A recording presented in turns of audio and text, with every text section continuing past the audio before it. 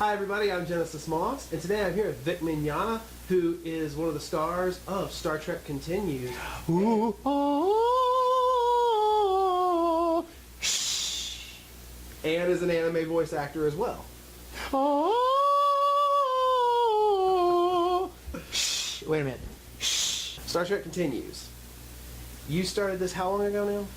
Not very long. I've been a Star Trek fan. Well, depends on what you're talking about. If you want to go way back, I fell in love with the original series of Star Trek when I was a little boy, like 10, 11 years old. But it was only about 2 years ago that I directed an episode for a fan production called Starship Farragut. And we really hit it off. We had a great time together. And the wheels started turning. Then I started thinking, you know, I've always wanted to play Captain Kirk. I've always wanted to play Captain Kirk. And I thought, you know, I should just hunker down, form a partnership with these guys, bring in a couple of other friends, and let's make some Star Trek. So we completely rebuilt all of the original soundstage, like all of it. And I cast a bunch of actors. One of the biggest complaints that a lot of people have about fan series is that, you know, they're hard to watch because they're not actors, you know, and they don't really have the body type for certain characters that they're in uniforms or whatever. But I decided I'm gonna cast actors, and we're gonna tell really good Star Trek stories from the original series kind of stuff. And that's what we did. We shot our premiere episode in January of this year.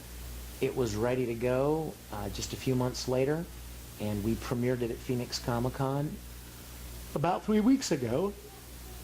Excuse me, it's been a long day here, signing and panels all day.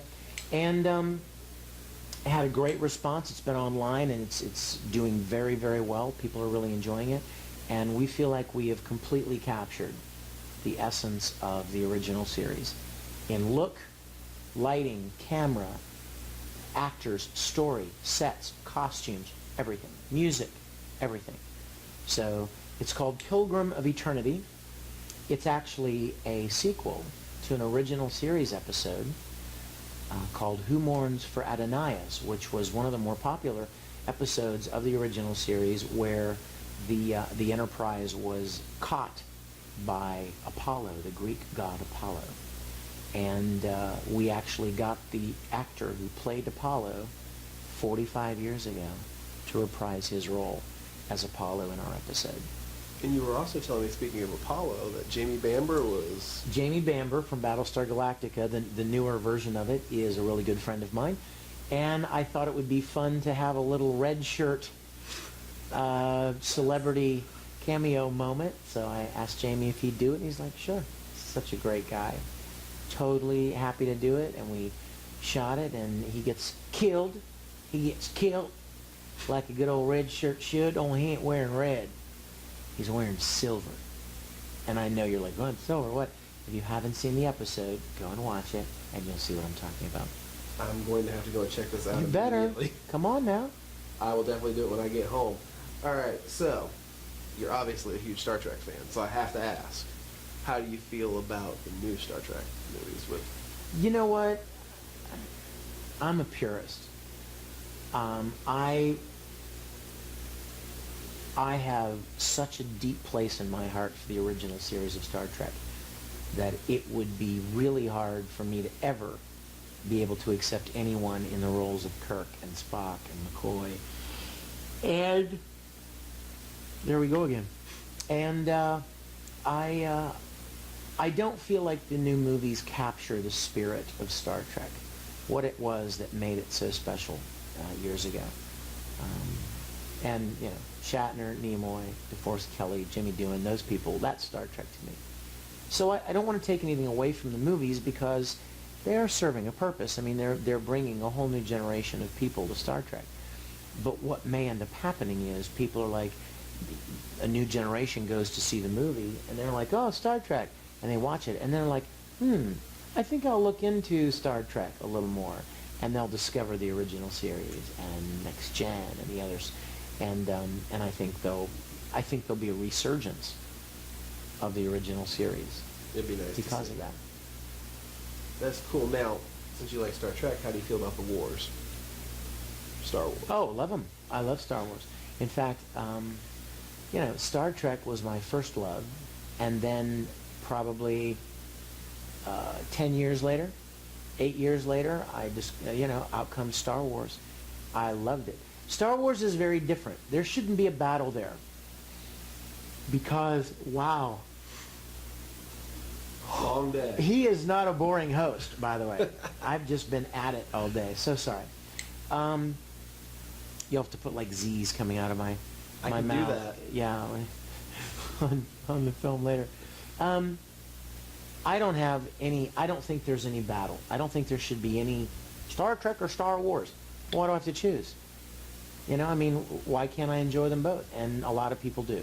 So I have a very special place in my heart for Star Wars as well. But Star Trek was kind of what started me on my love and my journey with sci-fi.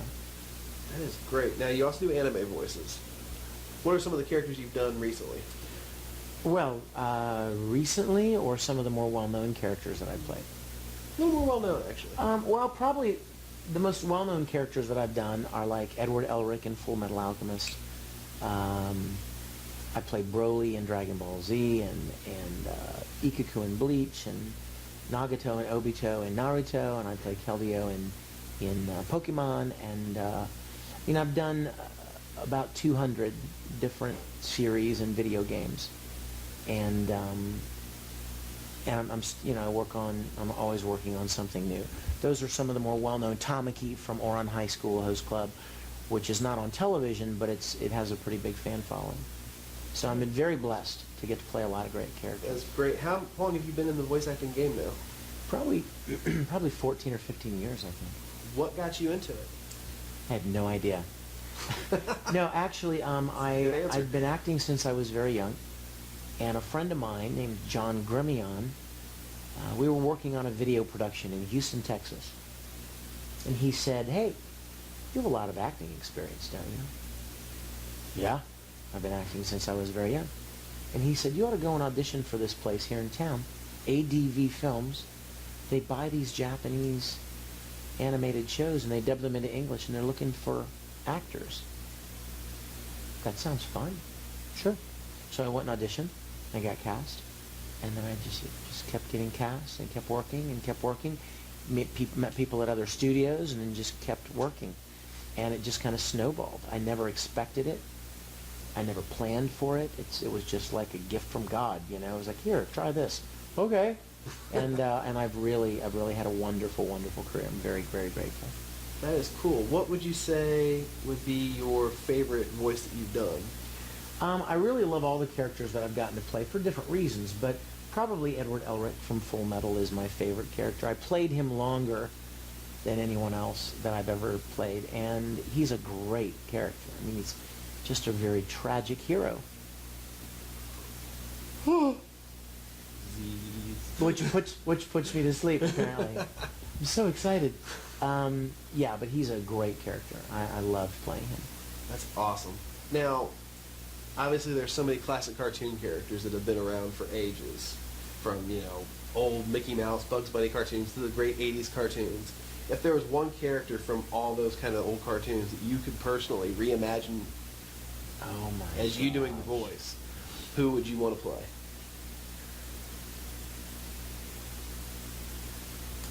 Well, I would love, I said this morning actually in a panel, I'd love to play Speed Racer.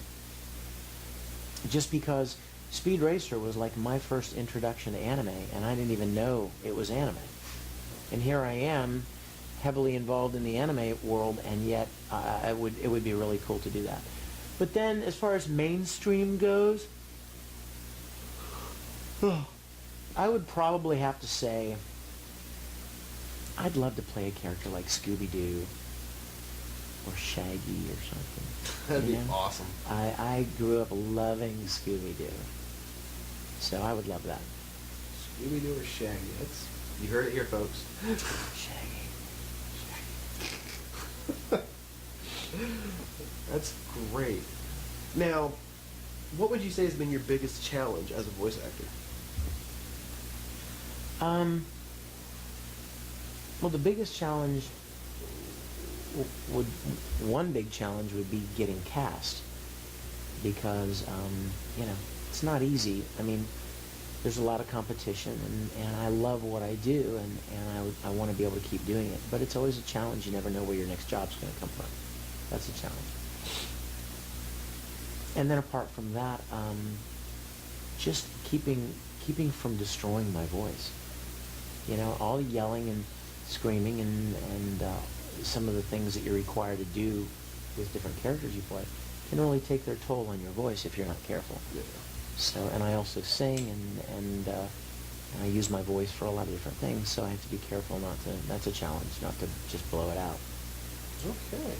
Well, I think that's it for the interview. Thank you so much. Thank you, brother. coming Thanks on. for having me. And watch Star Trek Continues. Yes. Watch Star Trek Continues. Check out Vic's animes, and we'll see you next time.